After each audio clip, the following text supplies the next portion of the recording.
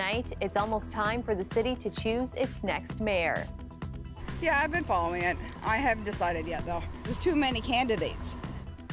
From rallies to robocalls, the last-minute efforts to shore up support for the candidates. Plus, fire destroys a lot of evidence, and it makes it difficult and challenging for reconstructionists to piece together.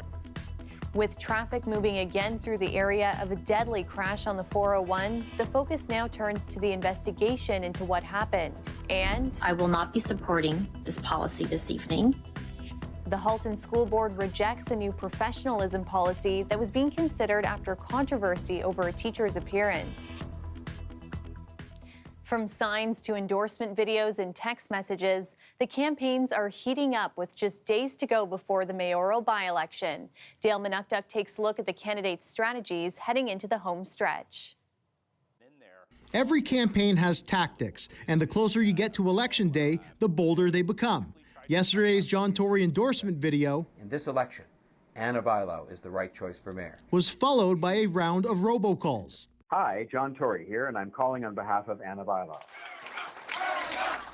The former city councilor feeling confident with just 4 days until the by-election. My name is Anna Bilo, and on Monday at 8 o'clock, I will be your mayor.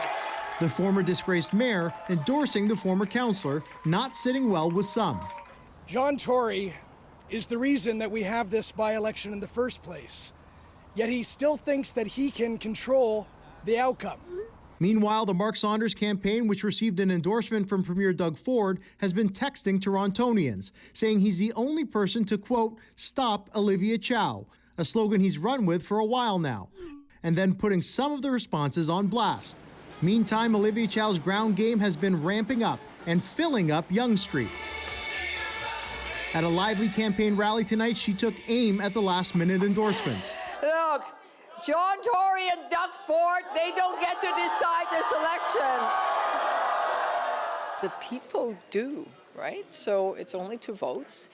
And my message of making life more affordable and a city more caring and safer is really echoing. Taking the high road is another tactic, which Mitzi Hunter says she's been doing all along. City Hall will not change from the inside. It is time that we bring the outside in to change City Hall. And that's exactly what I am bringing, is the change that we need right now. We had to ask how people are responding to being pushed to the polls. Yeah, I've been following it. I haven't decided yet, though, because there's too many candidates. Like, you can't tell them apart. 100 candidates? Are they nuts? The candidate that I'm going to be voting for, I don't think there's really much that can influence a decision, like regardless of whether or not it was endorsed by any politician, let alone the former mayor. I already decided who I wanted to vote for a long time ago. I'll participate, but I'm going to read the top platforms, and I'm going to pick who I think is the best platform. Nice to meet you too. Amid the tactics and noise, that's probably the best strategy. I'm going to vote the way that I want to vote. Dale Manukduk, CBC News, Toronto. Peel police have released the identity of the man shot and killed in Port Credit last night. 25-year-old Shahid Todd of Toronto was pronounced dead at the scene near Huron, Ontario and Lakeshore. It sounded like it wasn't 1 or 2 shots. It was more like a series of shots that I heard. I did not associate it with gunfire at the time. It's just an absolute tragedy that this has been happening, just randomly in our community here. A 19-year-old woman was also shot. She was taken to hospital with non-life-threatening injuries. There's no word on any suspects so far, but investigators say more than 1 vehicle was seen leaving the area. Police believe the shooting was an isolated incident. One of the victims of a dog attack in Burlington earlier this month has died in hospital.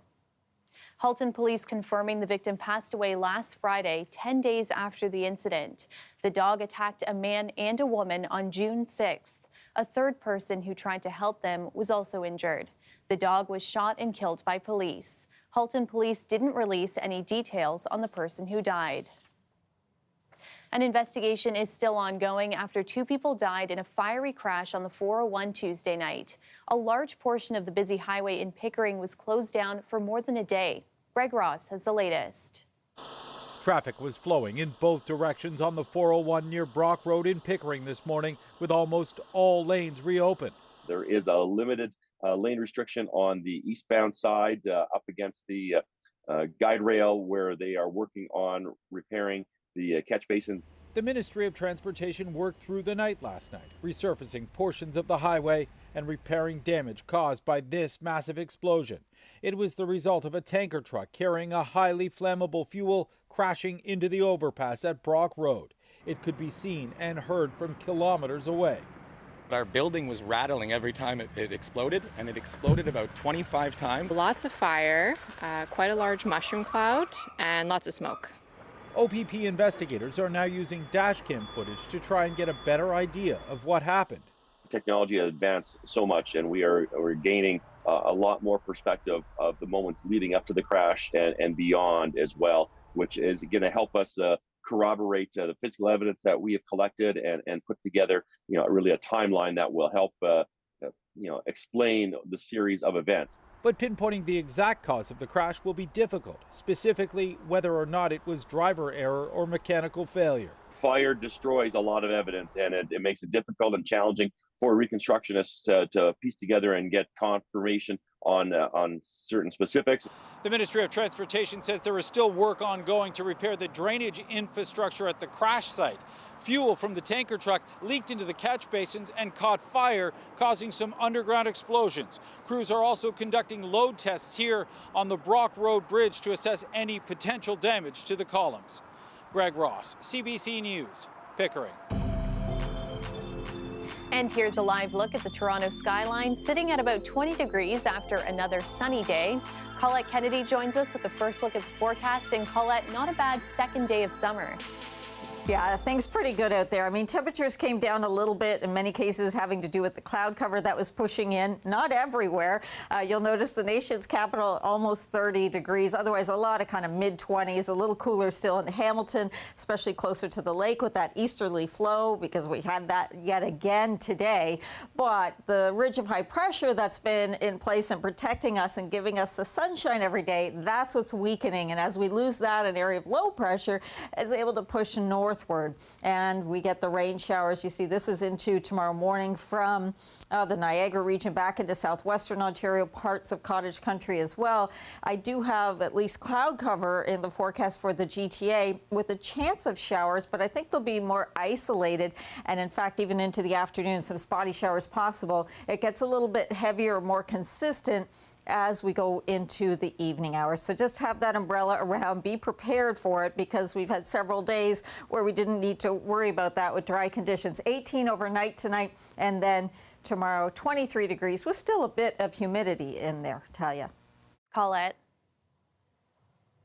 Halton School Board has faced months of criticism, controversy, and even threats over the international headlines sparked by what a teacher wore in the classroom. Now the board has rejected bringing in a so-called professionalism policy. Lorenda Redekop explains. I will not be supporting this policy this evening. A sense of what was to come before 11 Halton District School Board trustees voted no to a draft professionalism policy. There's really nothing new. It's really a summary of everything that exists, so it begs the question, do we really need this? And in my opinion, we do not. It's the latest fallout after months of controversy at the board. Last fall, a shop teacher at Oakville Trafalgar High School was videotaped at school wearing large prosthetic breasts. It's a story that made headlines in tabloids around the world. The school also received multiple bomb threats connected to the controversy. The failed draft professionalism policy reiterated a number of other policies, such as the province's Human Rights Code and the board's own Code of Conduct. It states that staff are to provide a safe environment for students free from distractions. Some parents, frustrated with the bomb threats and possible danger for their children, wanted more done, some calling for a teacher dress code. Today, frustration at the failed vote. It's not surprising, but it's also disappointing because now we sit as parents at the end of the school year without an actual specific policy that outlines the board's expectations when it comes to professionalism for teachers. To me, because nothing has changed, it's saying that that teacher actually, in their view, was following all of the policies, all of the standards. The education minister has said he expects professionalism in the classroom from teachers and that the board must ensure safety for students. Trustees decided the draft wasn't needed. And rather than create a new document, which might muddy the water, we need to ensure that the language that is clear in the policies that we have. A board spokesperson says now they'll work on clarity in policies that already exist. They would not say whether the teacher in question is still employed by the board. Lorenda Radicomp, CBC News, Toronto. Ontario police are facing tough questions about a suspect allegedly linked to multiple deaths. It's alleged a Mississauga man sold poison online. There have been deaths in several countries. Now, a parent who managed to save her child says police should have acted sooner. Thomas Dagla has more, but first, a warning to viewers tonight. The story contains distressing details. More than 20 lives, each cut short. The number of deaths suspected of being linked to an alleged poison seller keeps growing. But could police have stopped Kenneth Law sooner? A mother in northwestern Ontario is sure of it. They could have saved all those lives if they would have started an investigation last year. And it pisses me off. We agreed to conceal the woman's identity given the sensitive nature of the topic. She told us her 22-year-old daughter tried to take her own life last year, and she provided us with this credit card receipt linking Kenneth Law's company to that suicide attempt. She was going into seizures. She was vomiting at the same time, so I got her up on her side. I was on the phone with 911. She almost died. Like, it was horrible. Law was arrested last month and charged with counseling or aiding suicide in connection with 2 deaths near Toronto. Police allege he sold a toxic substance online to vulnerable clients here and around the world. Law denies all allegations. He hasn't been charged for any deaths abroad. The loved ones of Noel Ramirez in Colorado blame him for their grief. My daughter should still be here and would still be here without Kenneth Law. After his own loss, Martin Keary in England ordered the poison to see how easy it would be. It's weird that someone sent this to me and its purpose was to kill me. Police say Law also sold hoods and masks meant for self-harm. Now he's awaiting a bail hearing Friday, and Keary is concerned Law will be released. You wouldn't really want him thinking, oh, well, here's my last chance to get in a couple more orders. That'd be my number one worry, considering how incredibly simple it was for him to just mail people this stuff. For families who've lost loved ones, the road to justice is only beginning. Thomas Dagg, CBC News, Toronto. Welcome back. A quadriplegic woman in Bowmanville says she's been without the daily support she needs for the past year. The situation has left her almost entirely bedridden and suffering from serious recurring infections. With limited options, she's now considering medically assisted dying. Tyler Cheese has her story.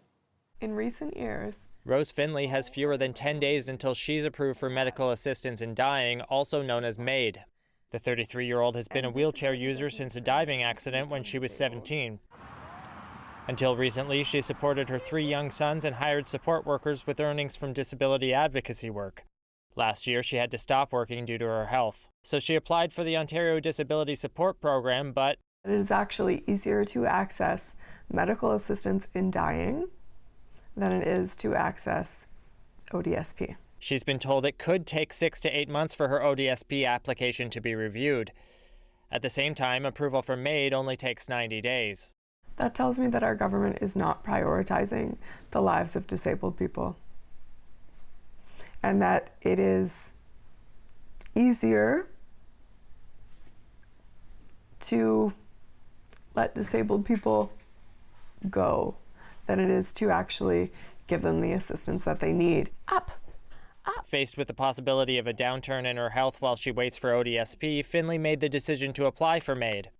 If I don't receive the support that I need, the outcome is the same. Disability advocates say they've heard a number of stories like Finley's. If people are even considering going for MAID because of poor social assistance rates, then that is something that definitely needs to be looked at, that needs to be fixed. A big part of the issue is that ODSP applicants often have no idea how long it will take to hear back. They're supposed to reach something like 80% of applicants within 30 days and issue a decision, but I'm I'd be very surprised if they were meeting their threshold. The province's social assistance webpage says the application process may take a few months. But when CBC Toronto asked for a more specific timeline on whether or not there's a backlog of applications, the ministry responsible for ODSP declined to answer. If I don't receive the support that I need, Finlay says she wants assurance that she's not going to suffer needlessly. if I get to a point where I am really sick and basically terminally ill anyways, I would like to have other options. She's also been trying to raise money on social media in the hope that she won't need to resort to MAID. You're a good boy. Tyler Cheese, CBC News, Bowmanville.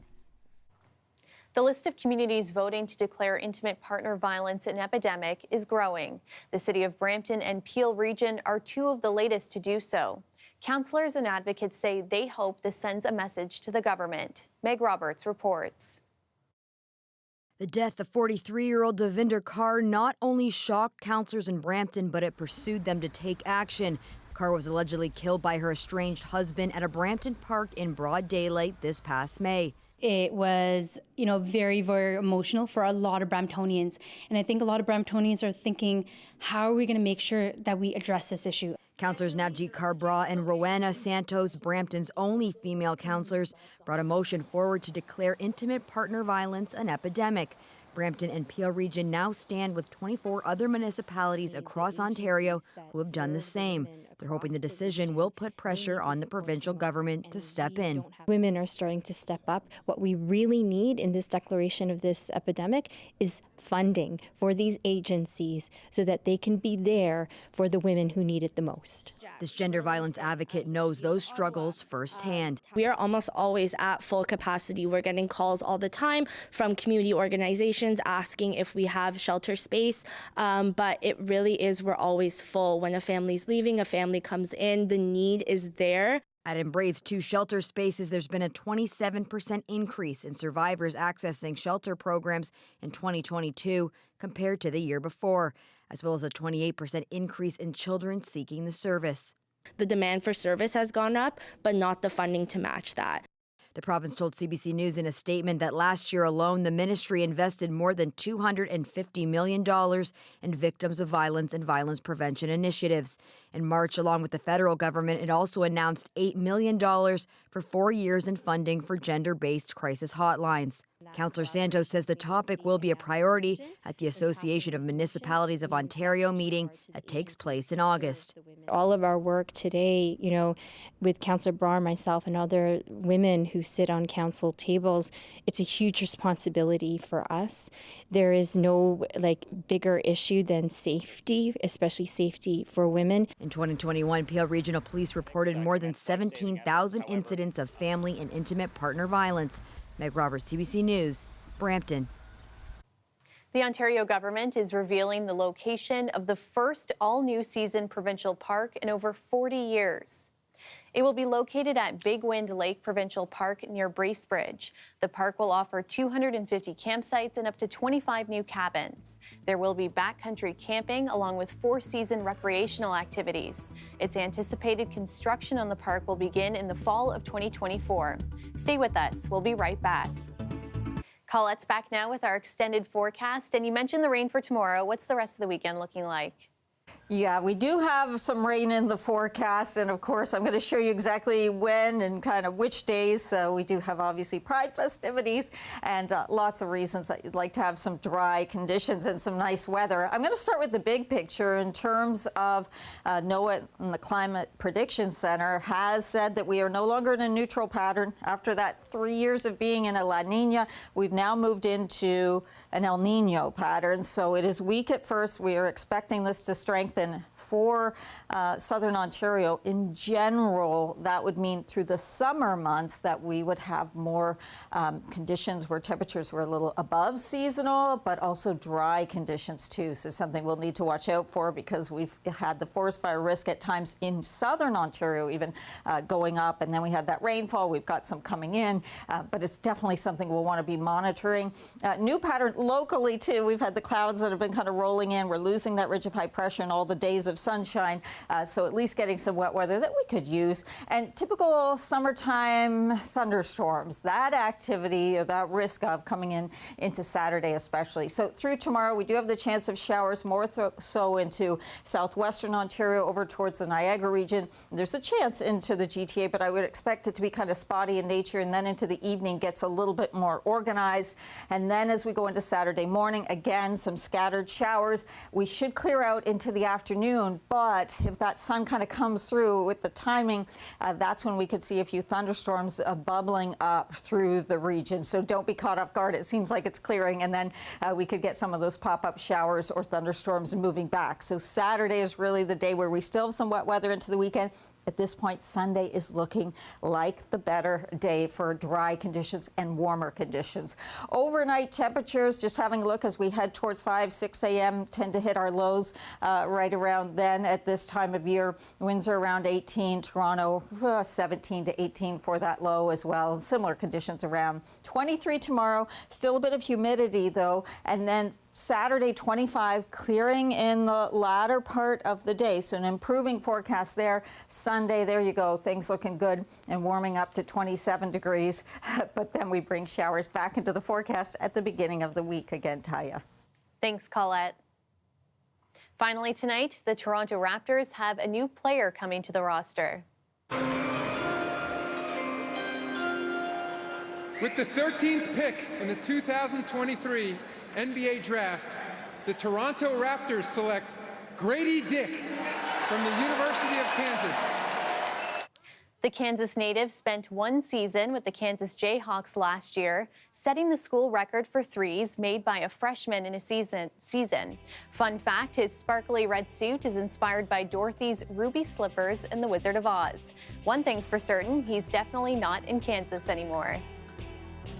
And that's our show for you tonight. Thanks so much for watching. Mayoral Tarouk has your next local newscast tomorrow at 6. Good night.